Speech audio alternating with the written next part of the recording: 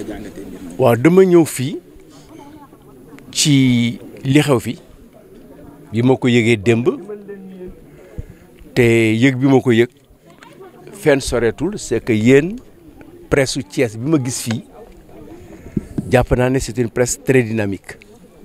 parce que dinaa leen di suivre ci ay interaction ak ci internet bi ma ko yëgee ñu ne ma dañu toj ay kër lu ma tudd tur mais dañu wax ne tungale du teew ñuy nataal bi ma ñëwee fekk naa fi nit ñi may rafetlu ne fekk naa fi Hélène Tine député la woon ci législature bi ma xamee ko ci taxaw bu mu doon taxawu population yi bokk ma ak moom parti de am naa ay député suma parti mais moom dama koy sant ci loolu ci taxawaay bi parce que ci la ma sa nekk wax leen ne boo leen ko toppee wala ngeen koy déglu di ngeen am kenn koo xam ne dina leen gunge li ma fi fekk nag te yéen ngeen jiitu ma fi te loolu lañ ma wax loolu lañ leen wax mooy liñ fi toj ci kër ëpp na 250 maisons tojin bi aussi dispersé na léeg-léeg toj fi tëb benn toj fi tëb benn toj fi toj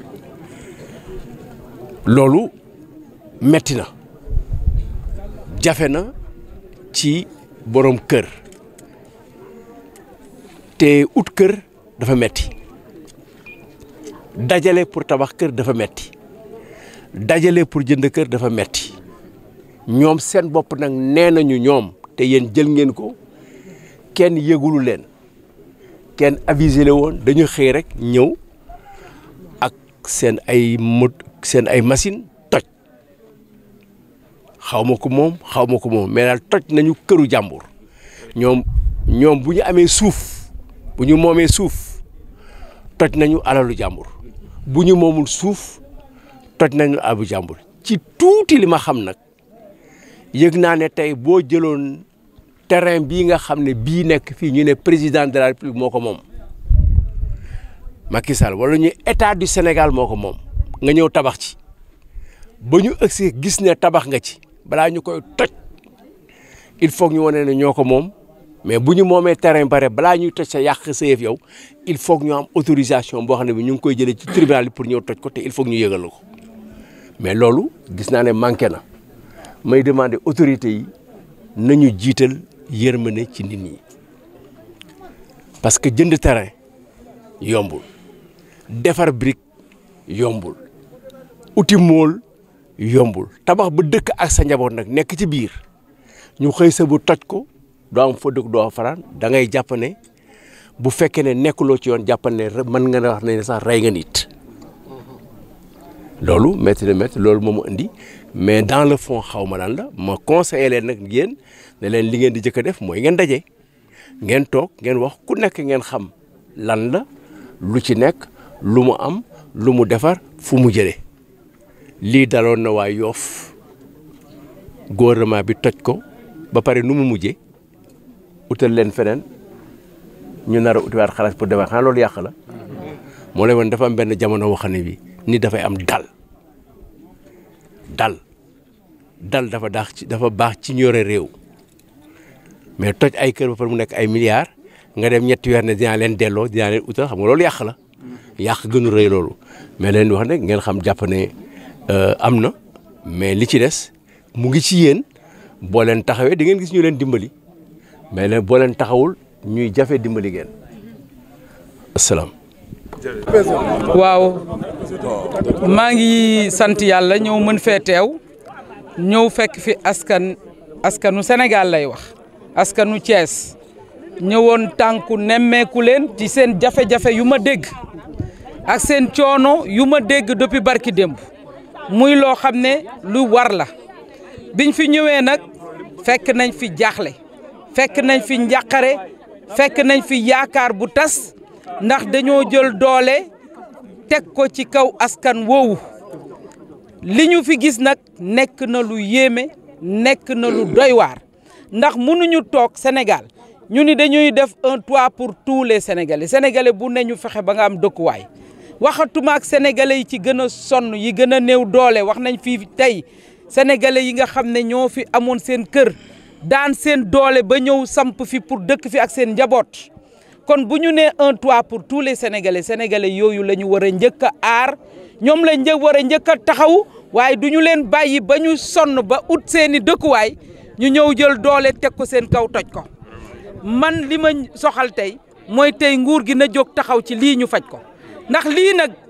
Thiès yëpp la nar a lëmbee ñëpp xam nañ enjeu foncier bi am Thiès depuis bi nga xamee ne aéroport bi ñëw na fi bi nga xamee ni ko autoroute bi ñëw na fi ku nekk wuti nga sa këyit yoo xam ne ñame woo ko woon génnee ñëw jaay doole askan wi loolu lañ fi gis ndax nag bu fekkee ni que promoteur nga ñu ñëw jox la baay boo xam ne askan wa dëkk na fa ba pare wala nga nekk promoteur ñu jël foo xam ne askan waa ko moom doon fa doon yaakaar dese loolu rek ci alal parce que yow da nga am influence wala da nga am foo teg sa tànk ci biir politique tax yow kenn yow kott moomu ñun ñàkkal ab askan lëmm pour jox la dëgg pour jox la alal ju ñëpp bokk loolu dafa war a dakk Sénégal te loolu lañ gis fii li ma dégg sànq askan woowu nee na ñu ngi fi dëkk 10 ans après la ñu gis Soprim loolu état bi daf ci war a tirer ay leçons ku yeewu ñëw ne la jox ma baay fa mu lay laaj pour nga jox ko baay nga xool ndax foofa ndax moo ko moom nu mu def ba ñëw di la fa laaj baay ndax ay nit dëkku fa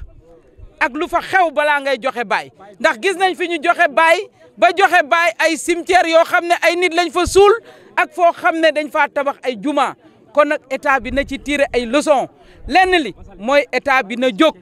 fii nga xam ne li fiy xeeñ nag nekk na lu ma jaaxal ndax mënu ma comprendre ab zone lëmm ñu toj fii tëb fale toj fale tëb fii critères yan la ñu tànnee kër yi ñu toj ak kër yi ñu warul toj loolu nag su amee ci réew tiitaange dina am parce que day mel ni dafa am ñu leen neex ñu toj seen kër mu am ñu leen naqari ak ñu leen soof ñu toj seen kër te loolu nag Sénégal benn bopp la kenn mënu ko xar ñaar nguur gi dañ ko tànn teg ko fi pour mu taxawu askanu Sénégal yëpp waaye du pour muy def parparloo di seppi ñu féete fii wala ñu féete fale wala ñu jàpp seen njàmbur nekk ay citoyen à part entière ñu ni tey nag ñu atte leen ñàkkal wala ñu toroxal leen donc ñun ñu ngi woo nguur gi maa ngi woo gouverneur u Thiès maa ngi woo préfet Thiès li xew fii ñu jóg ci taxaw ci xool nu mu demee ndax su fekkee Soprim jox kër ay sénégalais rek moo ko tax a jóg bu fekkoon sax tey ñu tabax ba pare dafa war a toog wax ak ñoom ñu xool suuf si ñu tabax su dee suufam la ndax dañ ko joxoon baay ndax am na ay pexe ak ay loxo yu gudd mu waxanteeg askan woowu ñu fay suuf sa te ñu toog ci seen i kër waaye du ñu yeewu yónni force publique jaay leen doole ci jamono joo xam ne force publique boobu ñu ngi koy xaar ci ñi nga xam ne ñooy sàcc suñuy doom di leen faat foofu la ñuy xaar police xaaruñu ko ci mu dem di xoqatay ay borom kër ak di toj seeni kër ñu ngi xaar police ci mu dem traquer ñi nga xam ne ñooy sàcc suñuy doom di leen faat ci biir Sénégal loolu aussi ñu ngi koy mettitlu di ko naqarlu di jaale ñi nga xam ne ñëpp am nañ ci seeni doom sanku nañu ci. de démolition de près de 200 maisons et c'est un devoir pour nous d'aller vers les populations à chaque fois que nous constatons des situations de ce genre. J'ai trouvé des populations vraiment ahuries. J'ai trouvé des populations peinées, des populations à qui on a opposé la force publique de façon du tout pas claire. Des populations qui ont construit, qui se ont donné tout ce qu'ils avaient pour avoir un toit et qui ont vu leur maison démolie. Cela est extrêmement grave au moment où l'État dit qu'il veut mener une politique, un toit pour tous les Sénégalais. Donc l'État doit s'assurer que les Sénégalais qui ont déjà un toit, dans n'importe quelle zone, que l'État puisse voir comment les sécuriser. Comment sécuriser ces toits-là, mais l'État ne doit pas utiliser la force publique pour que ces populations, que leurs biens soient anéantis. J'ai constaté ici qu'il y a, c'est comme s'il y avait une sélection qui ne dit pas son nom. On ne peut pas comprendre que des maisons soient détruites sur la base de quels critères. On n'a pas commencé à démolir à partir d'une ligne donnée, mais on a démoli par sélection. Et cela est troublant.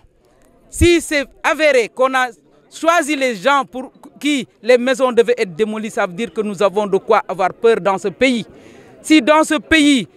les gens qui sont peut-être à la solde de je ne sais pas qui, les gens en tout cas payent pour leur engagement politique ou pour leur appartenance politique ou parce qu'ils sont des citoyens libres, cela devient grave. Moi, j'interpelle le président de la République pour qu'à Thiès aujourd'hui, qu'on puisse prendre les mesures. Parce que Thiès, il y a des enjeux fonciers immenses ici dans cette ville-là. Avec l'autoroute, avec l'aéroport, tous les gens qui ont pu, par leur entre-gens, leur influence, aller chercher des bails, des baux du moins, aller chercher des documents fonciers. L'État doit s'assurer que des populations ne sont pas installées sur ces sites-là depuis longtemps. C'est une question d'équité, c'est une question de droit pour ces populations qui habitent déjà ces zones-là. Et cela est un impératif. La Soprime, on nous dit, est venue en 10 ans après les populations qui habitent ici depuis longtemps. La Soprime est allée chercher un bail 10 ans après. Quand on donnait le bail à la Soprime, on devait savoir si cette zone-là était une zone, en fait, un domaine national libre où il n'y avait personne. Parce que ces populations qui habitent depuis longtemps ont plus de droits que la Soprime. Elles ont plus de droits que la Soprime. Parce qu'ils ont investi sur le domaine national, ils habitent là depuis des dizaines d'années, on ne peut pas leur opposer un bail qui est venu bien après. Donc je demande à l'État du Sénégal, j'interpelle le gouverneur de la région de Thiès, le préfet, le président de la République, pour que des situations pareilles ne se renouvellent plus ici à Thiès. Il faut que Thiès, qu'il y ait un traitement particulier pour que le foncier de Thiès soit sécurisé, que les populations de Thiès puissent avoir, en tout cas, dormir du sommeil du juste, parce qu'ils ne se lèveront pas pour que la police vienne démolir leur maison ou qu'on leur mette des épées de Damoclès au-dessus de la tête, parce que des gens qui ont beaucoup plus d'entre-gens viennent avec des titres qui ne sortent de on ne sait où. En tout cas, j'appelle la police à être plus à la disposition, sécuriser les Sénégalais dans ce contexte de meurtre et de rapt de nos enfants, de nos enfants et de nos petits-enfants. La police doit être sur ce terrain-là, sur ce chantier-là, mais que les populations ne soient pas victimes des forces de police qui aujourd'hui devraient pouvoir se pencher sérieusement sur ces problèmes. Je voudrais en profiter pour dire que c'est un problème qui écoeure tous les Sénégalais. Ce qui se passe avec le rapt d'enfants, c'est quelque chose d'inouï au Sénégal et nous disons que plus jamais ça. Nous voulons que nos enfants puissent vivre dans un pays où ils pourront grandir, naître, grandir et servir leur pays. Mais que ces enfants ne soient pas la proie de forces occultes, de forces obscures qui sont là et que personne ne puisse rien y faire. Nous disons que la police qui est venue ici détruire ces maisons-là devrait être sur ce terrain-là. Les populations ont raison de dire que si les gens reviennent demain, je dis qu'il risque d'y avoir un bain de sang et l'État serait responsable de cela. Nous appelons l'État à prendre ses responsabilités avant qu'il ne soit trop tard. Merci beaucoup. Écoutez, je suis venu d'abord de Dakar pour venir ici suite aux informations que j'ai reçues, par vous d'ailleurs, par la presse, et notamment cette presse de Thiès qui me semble très dynamique, à cause des maisons qui ont été détruites par des autorités sur aide des forces de l'ordre. Et il était de mon devoir de venir m'enquérir de cette situation et je suis venu. J'ai écouté les propriétaires et j'ai été heureux aussi de trouver l'honorable Hélène Tine qui est là, à côté des populations pour s'enquérir de la situation et les assister. Les premières informations que j'ai reçues, j'ai constaté de mes yeux que des maisons ont été détruites, d'autres ne l'ont pas été, je n'en connais pas les raisons. Aux informations reçues, il s'avère que plus de 250 maisons ont été détruites, c'est-à-dire c'est des valeurs qui ont été perdues, c'est de l'argent transformé en poussière C'est des efforts qui ont été consentis. C'est des familles qui ont essayé de loger leur progéniture. Et aujourd'hui, c'est des personnes qui sont dans le désarroi. Dans cette situation, ma première responsabilité en tant que personne humaine, en tant que musulman, en tant que politique, et ayant déjà assumé des fonctions de représentation des populations, je dois venir dire aux gens que c'est difficile, c'est dur, c'est pénible, et partager avec ces populations cette douleur. C'est la première chose. Je n'en connais pas encore le fond du point de vue du droit. Mais des informations que j'ai reçues, les propriétaires n'ont pas été informés du jour et du moment de la destruction. Je pense que vous l'avez recueilli. Il a été dit devant vous qu'aucune assignation n'a été faite pour cela. Il a été dit par les populations, et vous en avez été témoin, qu'aucun préavis n'a été donné. Ce que je retiens maintenant sur cette question précise, je pense que ce geste a été un geste inhumain. Pour la seule raison, la seule et simple raison. Si vous construisez sur le terrain d'autrui, fût-il un titre appartenant à l'État, vous y construisez une maison, donc vous y mettez un bien. La loi demande, avant de démolir, d'entamer une situation de destruction, mais sinon, vous détruisez un bien appartenant à une autre personne. Sur ça, il y a un problème fondamental qui se pose du point de vue du droit. Mais je pense que nous sommes arrivés dans ce pays à un moment où il faut que ceux qui nous dirigent et ceux qui prétendent et veulent diriger ce pays aient un peu de gentillesse, yërmande ci nit ñi. Parce que détruire une chambre, c'est difficile pour un père de famille, une mère de famille. Mais détruire une maison, c'est parce que vous avez détruit toute une vie. Voilà.